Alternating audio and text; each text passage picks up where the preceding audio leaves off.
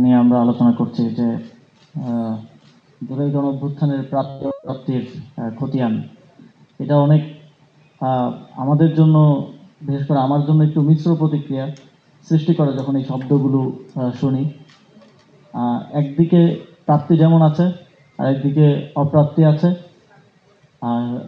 এবং সব কিছু মিলিয়ে এটা একটা মিশ্র প্রতিক্রিয়া সৃষ্টি করে। প্রাপ্তিটা তো দৃশ্যমান আমাদের সামনে। জুলাই গণঅভ্যুত্থানের পূর্বের বাংলাদেশ আর পরের বাংলাদেশকে যদি খালি চোখে দেখে যে কেউ, সেই প্রাপ্তির হিসাবটা বুঝতে পারবে। আমরা এমন একটা দেশে ছিলাম যেখানে আমাদের ঢাকা বিশ্ববিদ্যালয়ের মতো জায়গায় কেউ যদি টাকনুর উপরে কাপড় পরে তাকে জামাত শিবির ট্যাগ দিয়ে মারা হতো, এমনকি সেটা হত্যা পর্যন্ত গড়াতো গেস্ট রুম নির্যাতনে। কেউ ফেসবুকে পোস্ট করা তো দূরের কথা, কমেন্ট কিংবা কোনো জায়গায় যদি কারো পছন্দসই রিয়েক্ট না করতো তাকেও ডিজিটাল নিরাপত্তা আইনে জেলে নিয়ে যাওয়া হতো। আমরা দেখেছি আমাদের জগন্নাথ বিশ্ববিদ্যালয়ের বোন খাদিজাকে কীভাবে 1 বছরেরও বেশি সময় জেলে থাকতে হয়েছে। আমরা আপনার ফাহাদকে দেখেছি আধিপত্যবাদের বিরুদ্ধে একটা ফেসবুক পোস্টের জন্য তাকে নির্মমভাবে জীবন দিতে হয়েছে। 1/11 মতো কর্তৃত্ব প্রতিষ্ঠা করতে না পারলেও নানাভাবে চাপ প্রয়োগ করে এবং বিভিন্ন রাজনৈতিক অরাজনৈতিক শক্তির সাথে এক ধরনের বোঝাপড়ার মাধ্যমে এই সরকারকে একটা অথরিটেরিয়ান বা ওই ধরনের কর্তৃত্ব দেওয়ার সরকার হিসেবে গড়ে উঠতে বাধা দেওয়া হয়েছে।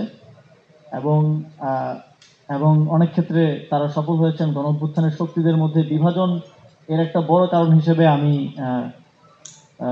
এটাকে মার্ক করতে চাই। ফলে যেটা হয়েছে, আমরা যে ধরনের ড্রাস্টিক্যাল চেঞ্জ চেয়েছিলাম সেটা বাস্তবে সম্ভব হয়নি। তবে এখানে আরেকটা জিনিস মার্ক করা প্রয়োজন, যেটা বাস্তবতা। এই গণ অভ্যুত্থান কোনো রাজনৈতিক শক্তি কিংবা এমন কোনো শক্তি যার কাছে খুব স্পষ্টভাবে লিখিত কিংবা ডকুমেন্টেড আছে যে এই গণ অভ্যুত্থানের পরে কি হবে, এমন কোনো শক্তির হাত ধরে কিন্তু হয় নাই। 5 আগস্ট পর্যন্ত তো আমরা স্পষ্টভাবে বলতে পারি নাই যে এই জায়গায় এই পরিবর্তনগুলো আমরা চাই।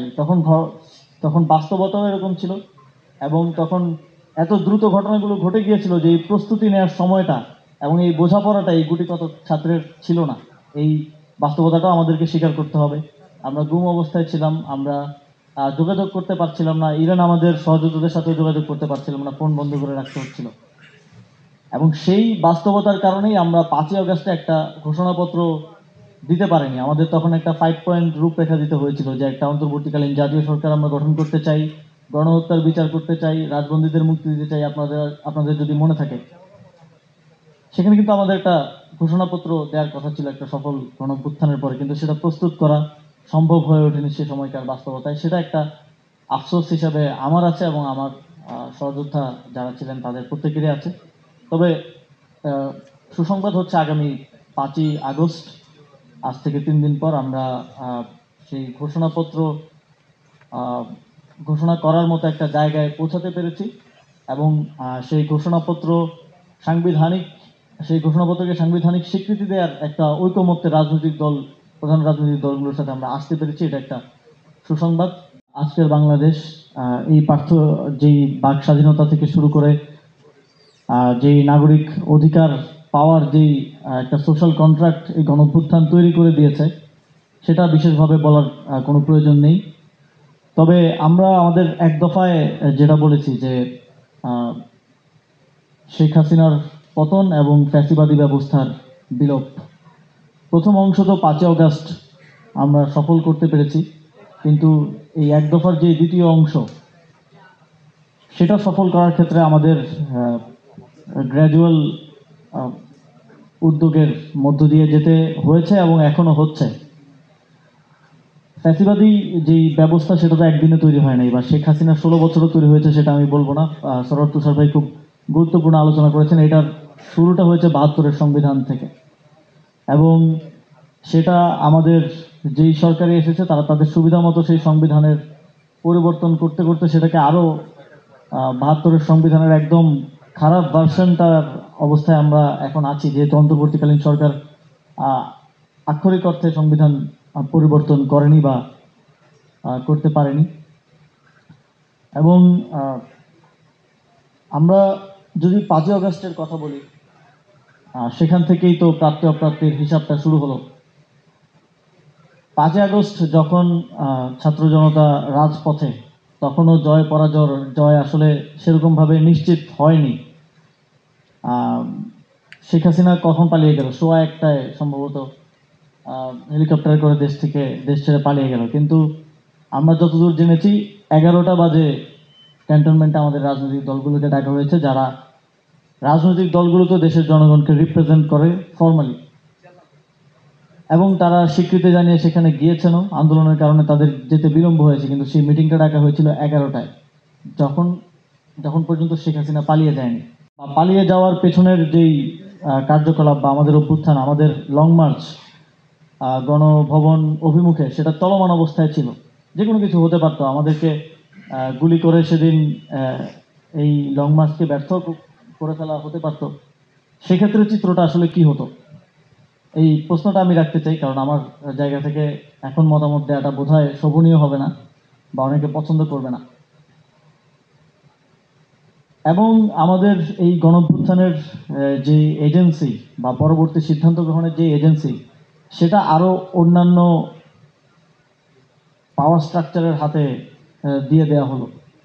এবং সেখানে এক প্রকার অ্যাগ্রি করে আসা হলো। আমি জানি কয়েকটা রাজনৈতিক দল বিরোধিতাও করেছে। তারা সেখানে বলেছে যে ছাত্র নেতৃত্বের সাথে বসা প্রয়োজন, গণঅভ্যুত্থানের নেতৃত্বের সাথে বসা প্রয়োজন। তারপরেও সেখানে এক ধরনের মতানৈক্য থাকা সত্ত্বেও সেখানে এক ধরনের এজেন্সি দিয়ে আসা হলো একটা অন্তর্বর্তীকালীন সরকার গঠনের, এবং সেটার ঘোষণাও আসলো।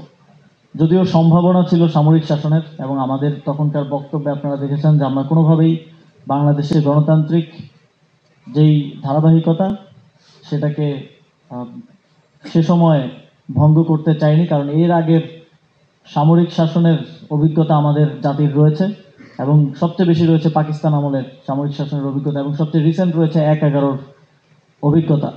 যখন আমার ডক্টর মোহাম্মদ ইউনূস স্যারের সাথে কথা হয়, তার নামটা যখন আমরা ঘোষণা করি, এর আগে নাহিদ ভাই এবং আমার একটা কনফারেন্সে কথা হচ্ছিল, তখন তিনিও আমাদেরকে খুব স্পষ্টভাবে এটা বলেছেন যে আমি যদি আসি তাহলে একটাই শর্তে আসতে পারি, সেটা হচ্ছে অথরিটি নিয়ে যেন আমরা কাজ করতে পারি। আমাদেরকে যেন পেছন থেকে, ওনার ইঙ্গিতটা 1/11 সরকারের প্রতি ছিল।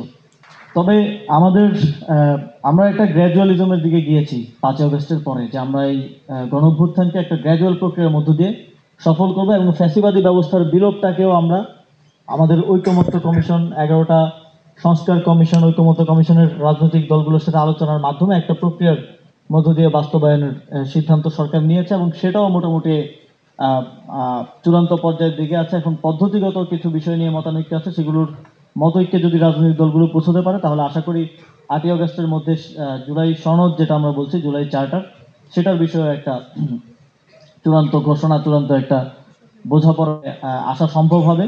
সারোয়ার তুষার ভাই যেটা বললেন যে পদ্ধতিটা কি হবে, সেটা কি গণভোট হবে? কোনো কোনো রাজনৈতিক দল গণভোটের কথা বলছে, কেউ কেউ গণপরিষদের কথা বলছে, যে সাংবিধানিক কাউন্সিল গঠন করার কথা বলছে, কেউ কেউ বলছে নির্বাচিত সরকারের উপর ছেড়ে দেওয়া বা তাদের গুডউইলের উপর ছেড়ে দেওয়ার কথা বলছে।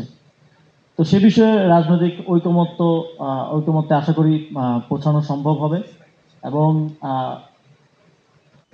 যতই আমরা ঐক্যমত্যে পৌঁছাই, যতই আমরা পেপার ওয়ার্ক করি, দিন শেষে একটা বিষয় খুব স্পষ্ট, এবং একটা বিষয়ে খুব লেভারেজ থেকে যায়, সেটা হচ্ছে ক্ষমতায় যে থাকে তার গুডউইল, তার যদি গুডউইল না থাকে, সে যে কোনোভাবে আমাদের দেশে না, এবং পৃথিবীর থার্ড ওয়ার্ল্ড কান্ট্রিগুলোর মধ্যে গঠনতন্ত্র হয়েছে, সংবিধান হয়েছে, কিন্তু তারপরে ক্ষমতায় যারা যায় তাদের গুডউইলের কারণে সেটা কন্টিনিউয়েশন কিন্তু সেভাবে সম্ভব হয়নি, যেটা সারোয়ার তুষার ভাই তিনি আরো বিস্তারিত বর্ণনা করেছেন, যে আমাদের জনগণের ম্যান্ডেট নিয়ে যেই সরকার গঠিত হয়েছে, তারা এসে জনবিরোধী কাজ করতে তাদের কিন্তু হাত কাঁপেনি। তো সেই জায়গা থেকে আমি মনে করি যে আমাদের জুলাই গণঅভ্যুত্থান সবচেয়ে বড় যেই পরিবর্তনটা বাংলাদেশে সোসাইটির মধ্যে করেছে, সেটা হচ্ছে মানুষের মধ্যে রাজনৈতিক সচেতনতা, মানুষের মধ্যে স্পিক আউট করার, মানে কথা বলার যেই সংস্কৃতি, সেটা তৈরি করেছে আমাদের, বিশেষ করে যে আমাদের তরুণ প্রজন্ম, যারা বাংলাদেশের ভবিষ্যৎ এবং বর্তমান অবশ্যই, তাদের মধ্যেই সচেতনতা তৈরি করেছে, যার ফলে আমরা যে কোনো রাজনৈতিক দল বা যেই ক্ষমতায় আসুক, তার গুডউইল থাক বা না থাক, তাকে প্রভাবিত করার মতো একটা জনগোষ্ঠী, একটা সচেতন রাজনৈতিকভাবে সচেতন জনগোষ্ঠী বাংলাদেশে তৈরি হয়েছে, এবং এটাকে সামনের দিনে আরো নার্চার করাটা আমাদের সকলের ঐক্যবদ্ধ দায়িত্ব।